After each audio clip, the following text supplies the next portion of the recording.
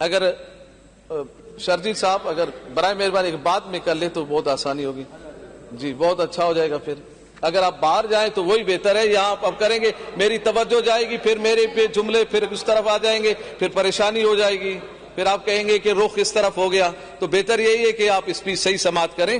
آپ کے بیچ میں کوئی بات کرتا ہے بہت آپ کو مطلب وہ پریشانی ہوتی ہے نا, تو مشکل نہیں ہے بندے کو بات کرنے دیا جائے, وہ بہتر ہے.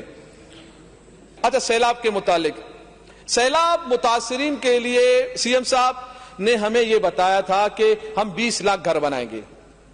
ٹھیک ہے, ابھی شرجیل میمن صاحب کے جملے تھے ہم 21 لاکھ گھر بنائیں گے. کس کی بات مانیں؟ سی ایم صاحب کہہ رہے ہیں 20 لاکھ گھر بنائیں گے, شرجیل میمن صاحب کہہ رہے ہیں کہ 21 لاکھ گھر بنائیں گے. میں نے کہا دونوں جھوٹ بول رہے ہیں.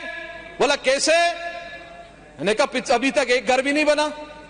بولا نہیں بنائیں گے. میں نے کہا یہ تو بنائیں گے, یہ بنائیں گے والا تو ہم کب سے سن رہے ہیں.